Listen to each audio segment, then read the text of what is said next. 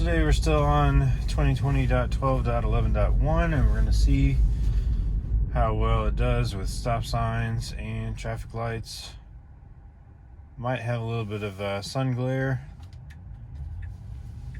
so we'll see if that impacts it in any way.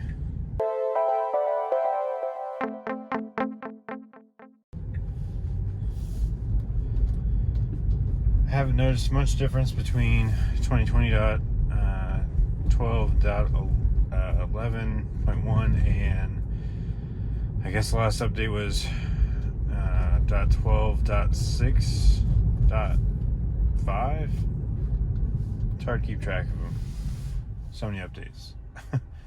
Okay, here we go. Here's an example of it stopping a whole car length from where the stop sign actually is. So that's not great, but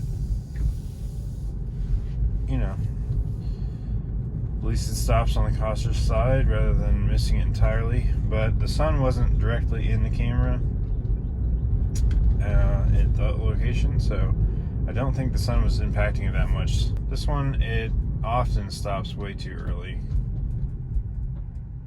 Yeah. So here we are, stopped a good 30 feet probably from where I could actually see another car. And there's a cop car. Okay. So stopping that far back really makes it impossible to use in that scenario, because if you need to see the other cars oncoming, you can't.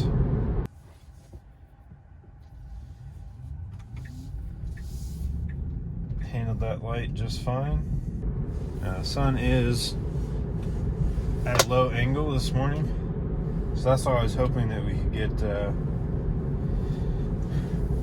get some situations maybe that might blind the camera and see how it handles those, but so far I don't think we really have. I mean, I'm having to use sunglasses and well, okay. I had a little bit of a problem there, but that's just autopilot. The sun was directly in the camera at that point.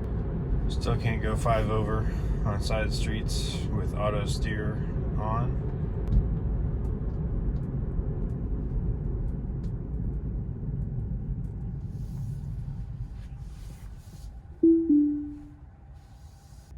Alright, got the donuts.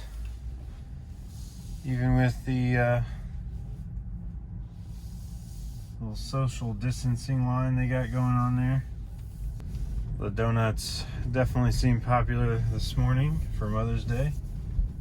Makes sense. It's kind of funny to see the line way out the door like that. Everybody's 6 feet apart.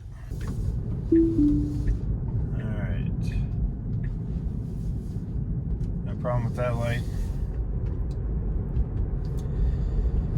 Pretty much have to disengage every time you're going to take a turn through an intersection though.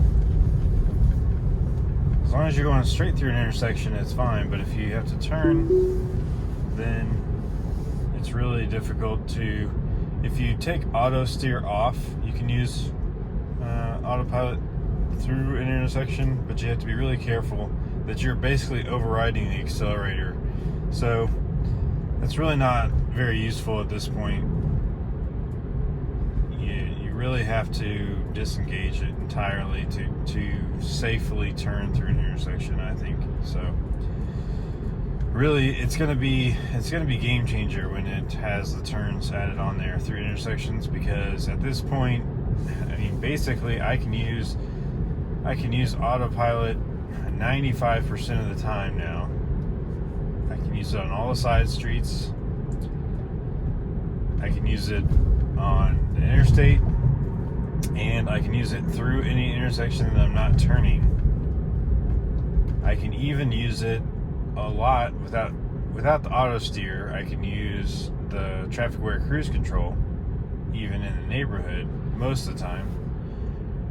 So at this point, we're getting to the point where there's just a few gaps that need to be closed, and that's just going to be parking lots, which, you know, Smart Summon, okay, maybe that has partially solved that, but honestly, I never use Smart Summon. It just always seems like it's more inconvenient to try to get it out of the app and, you know, try to make sure it's going to go to the right location.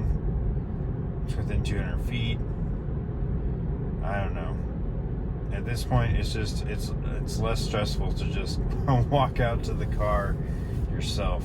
But, you know, once they get that better, which I should probably do another test on that, see how Smart Summon is doing. But to my knowledge, I haven't heard anybody say that it's really gotten a lot better. So I think they've kind of moved on to other things at the moment.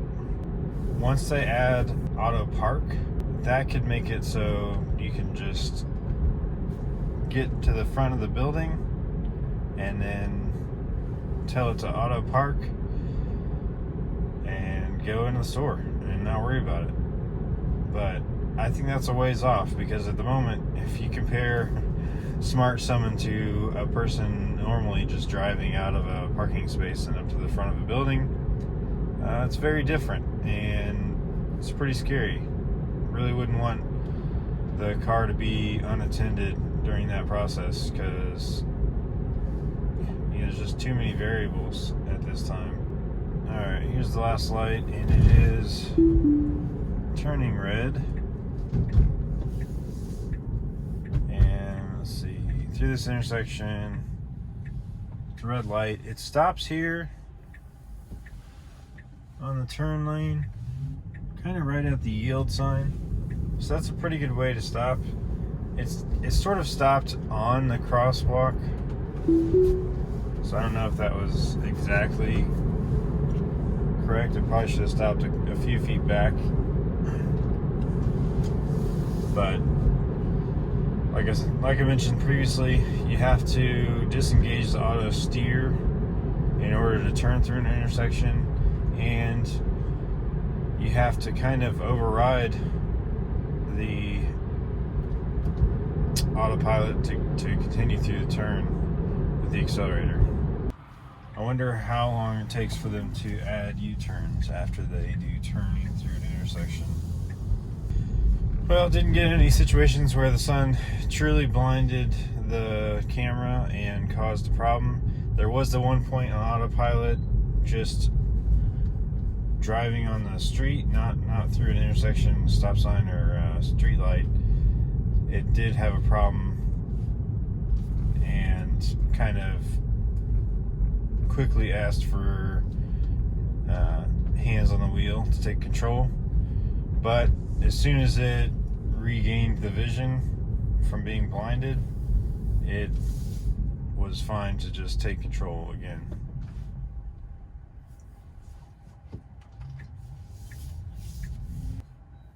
Thanks for watching. I'll catch you on the next one.